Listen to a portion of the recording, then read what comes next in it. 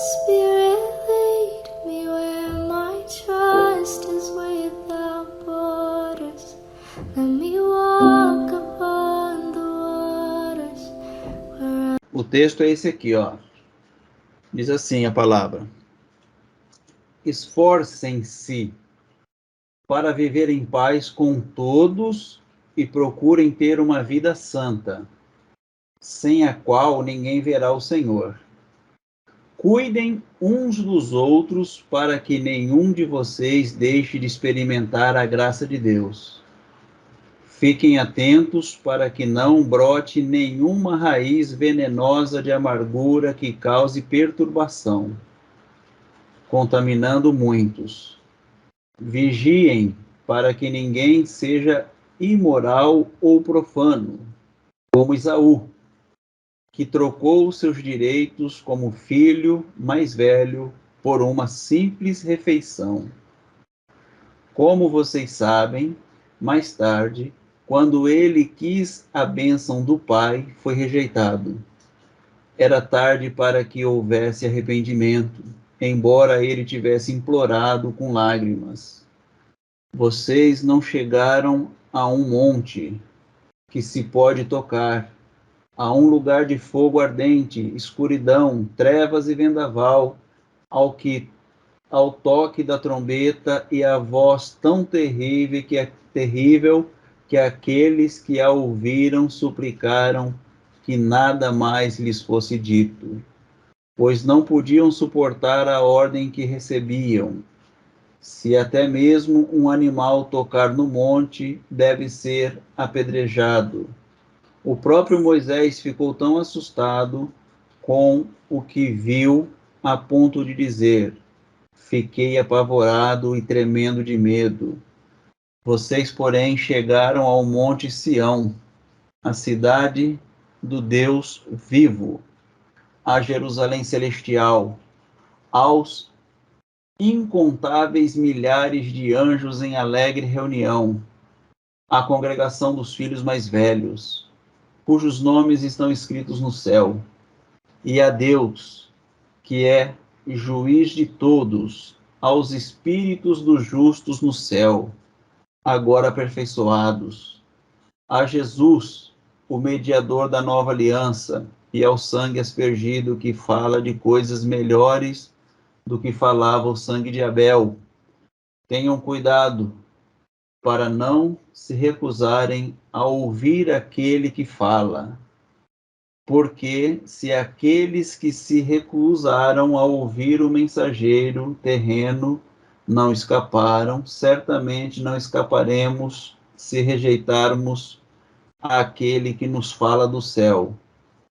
Quando Deus falou naquela ocasião, sua voz fez a terra tremer, mas agora ele promete, mais uma vez, farei tremer não só a terra, mas também os céus. Isso significa que toda a criação será abalada e removida, de modo que permaneçam apenas as coisas inabaláveis. Uma vez que recebemos um reino inabalável, sejamos gratos e agrademos a Deus, adorando-o com reverência e santo temor, porque nosso Deus é um fogo consumidor. Está em Hebreus, capítulo 12, do 14 ao 29. Tá, vamos fazer assim para ficar mais fácil, ó. Hebreus 12, 14, diz assim: esforcem-se para viver em paz com todos e procurem ter uma vida santa, sem a qual ninguém verá o Senhor. Esse é o versículo 14. Aqui, essa carta, irmãos, ela foi uma carta escrita especificamente ao povo hebreu, tá? A carta aos hebreus, aos irmãos hebreus.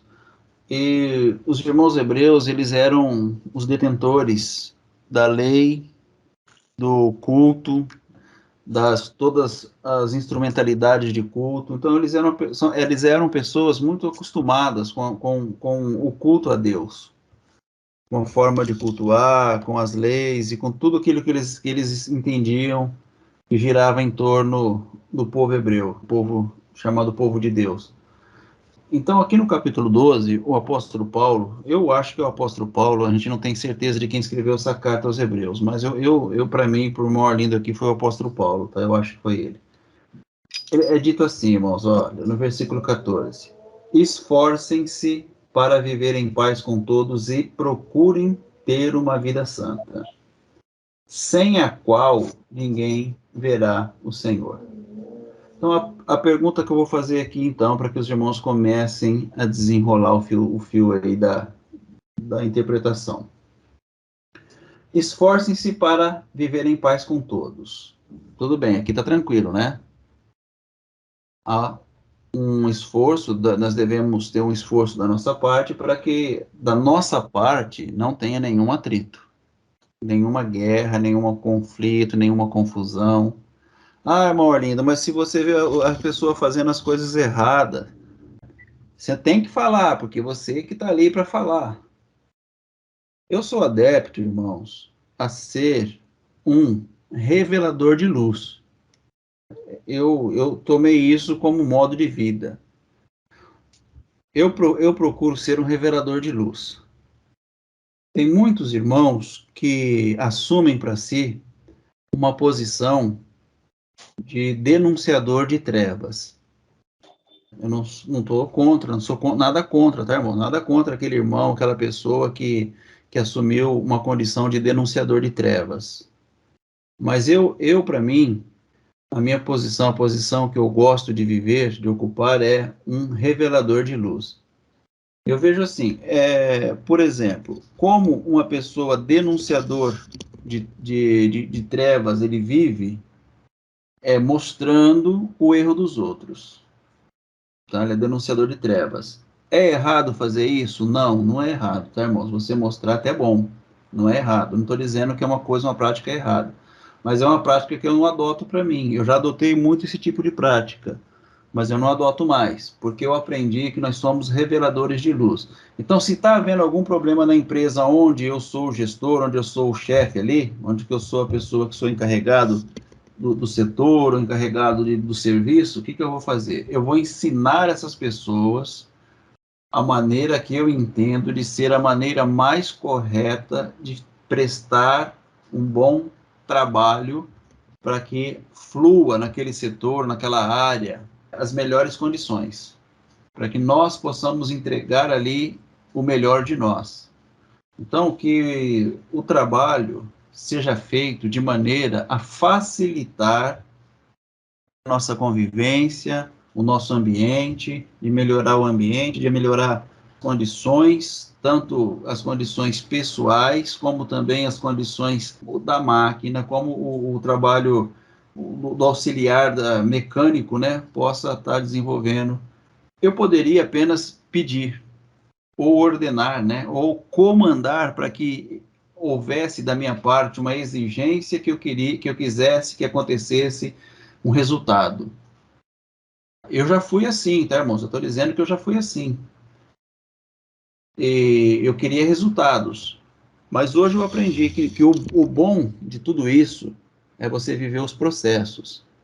O processo te leva à comunhão, ao conhecimento do funcionário, da pessoa que trabalha ali, do colaborador, do parceiro, da parceira que está trabalhando junto ali. Então, isso aí gera uma comunhão, gera laços, onde nós podemos ter uma vida em paz, viver uma vida em paz. E sempre nessa vida de paz, onde eu vou me esforçar para cada vez mais trazer paz nesse local, ali então as pessoas vão ver Deus naquele local.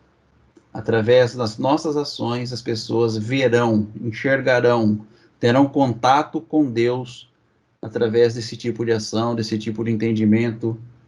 E aí é o que nós entramos no versículo aqui agora. Esforcem-se para viver em paz com todos e procurem ter uma vida santa.